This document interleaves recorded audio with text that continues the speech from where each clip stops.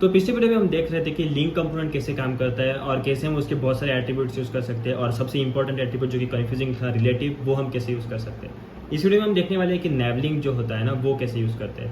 तो नैवलिंक में बेसिकली कुछ इंपॉर्टेंट प्रॉपर्टीज़ है, इंपॉर्टेंट एट्रीब्यूट्स है। पहला तो है ये क्लास नेम, जो कि आपको क्लास नेम डिफाइन करने देगा, एकदम सिंपल। इसके बाद है स्टाइल। स्टाइल क्या करेगा, आपको स्टाइल्स डिफाइन करने देगा, मतलब रिएक्ट के अंदर ही आप जावास्क्रिप्ट से जो स्टाइल्स डिफाइन करते हैं ना, बस वही स्टाइल्स। चिल्ड्रन में क्या होगा, आप चिल्ड्रन पास कर सकते हो, लेकिन ये रिकमेंडेड वे नहीं है इस तरह से प्रॉप में चिल्ड्रन पास करने का। चिल्ड्रन अगर पास करना है तो नेस्टिंग करके अंदर पास कर दो, वो रिएक्ट के जो बेस्ट प्रैक्टिसेस है उनको ज़्यादा फॉलो करता है। और केस सेंसिटिव तो आपको पता ही है, केस सेंसिटिव अगर फ्लैग ट्रू कर दोगे तो आपका राउट जो है वो केस सेंसिटिवली काम करेगा। और उसके बाद है एंड। तो जैसे पिछले वीडियो में सबसे ज़्यादा इंपॉर्टेंट चीज़ थी रिलेटिव, इसमें सबसे ज़्यादा इंपॉर्टेंट है एंड। और एंड के लिए ये बड़ा थ्योरी है। तो बेसिकली एंड क्या है, हमने देखा था आपने पोस्ट और post/1 और post/2 में कि अगर आप post/1 या post/2 पे जाओगे तो आपका पोस्ट वाला राउट भी हाईलाइट होता था, पर ये सही नहीं लग रहा था ना हमें कि लाइक नेस्टेड राउटिंग है तो सही है, पर अपनी यूज़ केस के लिए ये बिल्कुल सही नहीं है, क्योंकि अपनी राउटिंग तो ऊपर की, मतलब एक ही राउट है, अपने नैव बार एक ही है, तो वहाँ पे दो चीज़ें हाईलाइट करना सेंस नहीं बना था। तो इसलिए इन्होंने ना ये एंड एट्रीब्यूट इंट्रोड्यूस किया। वो क्या करता है, अगर नैवलिंक 2 में /टास्क है और करंट यूआरएल भी /टास्क है तो ये ट्रू हो जाएगा। पर अगर नैवलिंक में /टास्क है 2/टास्क और करंट यूआरएल में /task/123 है, जो अपनी केस है, इसके लिए भी ये ट्रू हो जाएगा, जो कि हमें नहीं चाहिए। और देखते हैं, अगर /2/टास्क है और हमने एंड ट्रू कर दिया है तो /टास्क को ये ट्रू कर देगा। और अगर 2 में /टास्क है और एंड भी ट्रू है तो ये क्या करेगा, /task/123 को ट्रू करेगा। सही है, सॉरी, ट्रू को फॉल्स करेगा। तो ये फॉल्स जो होगा ये हमें चाहिए अपने एप्लीकेशन में, क्योंकि हम नेस्टेड राउटिंग नहीं यूज़ कर रहे, या फिर हम नेस्टेड नैव बार्स नहीं यूज़ कर रहे। और अगर /task/ है और /task है और एंड ट्रू है तो भी फॉल्स देगा, क्योंकि स्लैश उसे मैच नहीं कर रहा।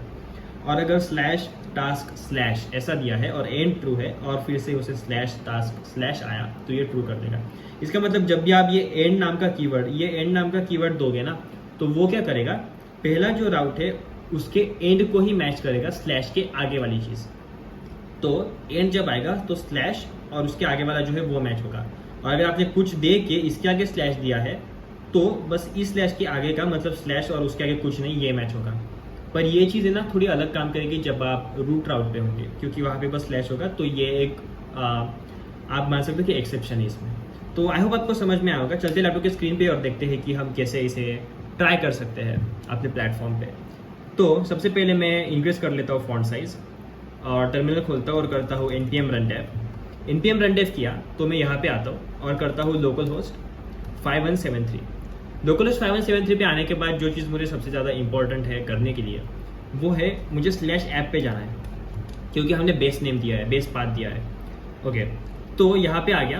तो प्रॉब्लम किस में है, प्रॉब्लम है अपने नैव बार वाली चीज़ में। तो नैव बार वाली चीज़ में अगर जाना होगा तो नैव बार तो ऐप कंपोनेंट पे डिफाइन किया था हमने शायद, हाँ ऐप कंपोनेंट में ही है। तो ये पोस्ट को डिफाइन किया था।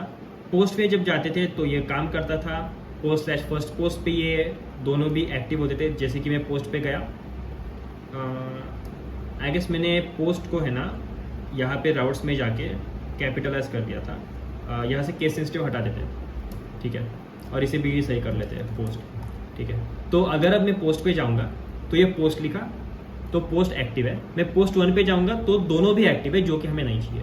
और इसके लिए हम एंड यूज़ कर सकते हैं। तो हमें बस कुछ नहीं करना, हमें जाना है app.jsx में, और app.jsx में जाके ये पोस्ट वाला जो है ना, इसके अंदर एंड फ्लैग कर देना है ट्रू, और इश्यूज रिजॉल्व। पोस्ट पे जाएंगे तो पोस्ट एक्टिव रहेगा, 1 पे जाएंगे तो 1 एक्टिव रहेगा, 2 पे जाएंगे तो 2 एक्टिव रहेगा, और पोस्ट पे जाएंगे तो फिर पोस्ट एक्टिव रहेगा। आई होप क्या समझ में आया होगा। यही सबसे ज़्यादा इंपॉर्टेंट एट्रीब्यूट है, क्योंकि ये यूआरएल मैचिंग में काम करता है, और ये आप यूज़ कर सकते हो। अगर नेस्टेड नेविगेशन बार है तो इसकी ज़रूरत नहीं पड़ेगी। आई होप आपको समझ में आएगा। तब तक के लिए थैंक यू, बाय बाय।